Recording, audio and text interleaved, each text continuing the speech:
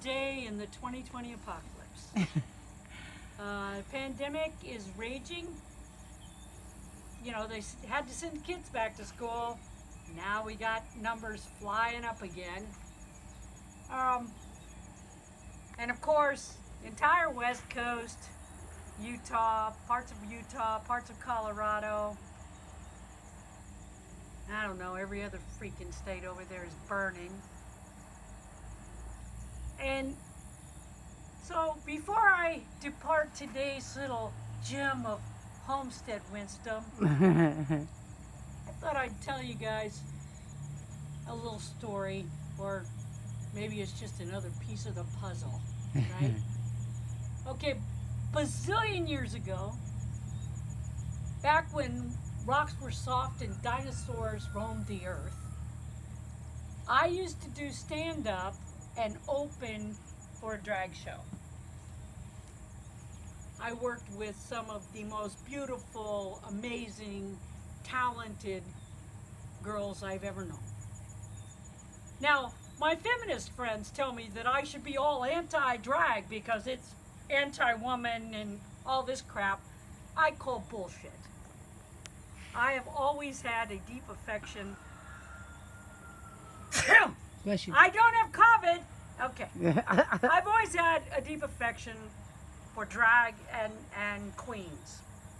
I loved working with them. It could be hard to share a dressing room with a room full of them. We worked at a really small club. The dressing room was really small. They were huge personalities, and they were always trying to get me to intercede on their behalf. Tell that bitch! And it's like, I ain't getting in your shit, girls. Just not. They used to do this lovely thing to me, which, if you're a stand-up, if you've ever done stand-up, you're like, oh no, they didn't do, yes they did. I would have a set. It would be a 15-minute set. I'd be coming to the end of my set, ready to introduce the show. One of the girls would come running out of the back, and she'd go, we need you to keep going for 5 more minutes, or 10 more minutes, or sometimes 15 more minutes. So then you're just pulling material right out your ass, right? But then the thing that they did that was worse was because you began to believe, well, they're always going to do this. I would purposely make twice as much material. And then about halfway through, one of them would come out on the stage and go, okay, we're ready now. And they would just want you to stop. Well, if you've ever done stand-up, you know that you kind of have this pattern that goes through, which means this is the beginning of my set, this is the middle, and this is the end. You can't just end in the middle. But at any rate, I loved them, they loved me. Now enter AIDS. And not even the earlier part of AIDS, where we had already lost a bunch of friends, but a lot of these girls were HIV positive. Why? Because they were super young. Even at that time, they were much younger than I was. They thought they were 9 foot tall and bulletproof. The AIDS epidemic was going on. They weren't being particularly careful. Most of them got HIV. And now, being sickly and being on drug regimens and stuff, instead of taking care of themselves, they, more times than not, started using even more of their drugs of choice, whatever those were. A lot of it was meth. And one by one, I got to watch as these beautiful, talented, amazing people started dropping like flies. So when people want to know why I'm so paranoid in a pandemic, it's because I sort of already was ground zero for one of those. Mhm. I already watched it take away friends that I loved. You know, nobody cared because it was us. And now I find myself in a position where we have another plague sweeping the nation. And once again, 20 and 30 somethings are not being careful.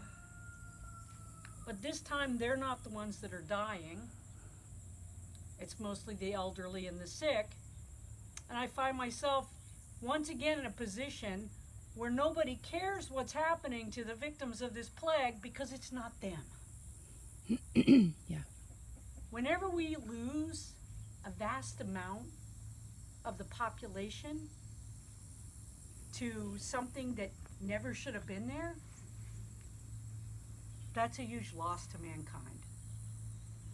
So, that's very dramatic kind of sadness. So, let's pop up to where that takes me these days. So these days, because when I worked the club, it was about the only really happy time I had in my life was working the club. It was the time when I was the most relaxed, the most laid back, had the most worries, and I felt like I was center stage. And for entertainers, nothing better than having an audience that laughs at your shit, buys you drinks. Okay, so now in the middle of this pandemic, just trying to get through the days, what do? I watch freaking RuPaul's Drag Race over and over and over again.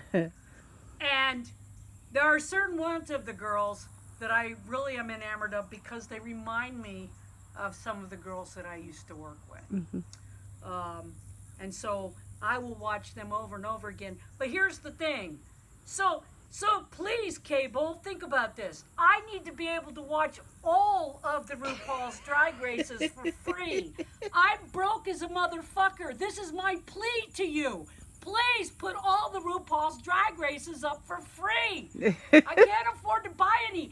And I can't keep watching the same 3 runs over and over again. Mostly because my mom and my wife are going crazy and getting tired of watching RuPaul's Drag Race. And my parent has started to say, and don't fuck it up. That's how long I've been watching it. So, okay. So that's that. Okay, so now we get to today's brilliant, mind-boggling little hack, which is cat piss. So, I'll have Lynn look around. You will see this is right in front of the stage area, which we don't have people here anyway, so it doesn't matter. But this is all freaking moles. I have tried poisoning moles. I've tried trapping them. I've tried shooting them. I once speared one with a frog gig. That's as close as I got to killing one. And most of the time, they just get away. Look at this. They've just torn this whole area up. Well, there's one right here. Yeah. They've just torn this whole area up. So, if Lynn will pan over, we have highly urinated kitty litter. Why is it highly urinated? Because I don't change it very often. Our cats live outside. They could piss and shit outside, and 90% of the time they do. But God forbid, if the weather is nasty or they don't feel good, then they will shit in my shop. And if I don't have kitty litter, they just shit wherever the fuck they want to. They pee and shit all over the place, but as long as I have kitty litter, they go there. So, I just take the shit out of it with one of those little scoopy things, throw it in one of the go-betweens to keep the predators out.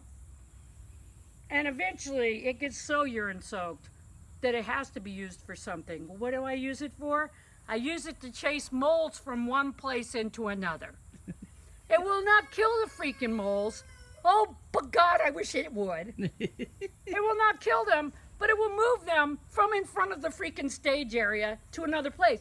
Maybe into my neighbor's pasture. Oh, yes. Now, you might say, what kind of bastard would send moles into their neighbor's pasture? Well, let me tell you something. I only have fucking 3 acres. That motherfucker has 40.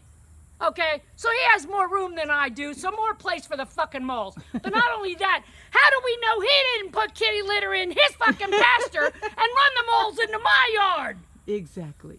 That might be exactly what happened. Exactly. So now, okay, so once again, ooh, how difficult is it? It's like this. You just take it, you kind of just take it, and you kind of just get your urine all over the freaking place and hope that it chases them into your neighbor's pasture. Or, you know, to another part of my yard that's not so doesn't Traveled. have a high traffic area.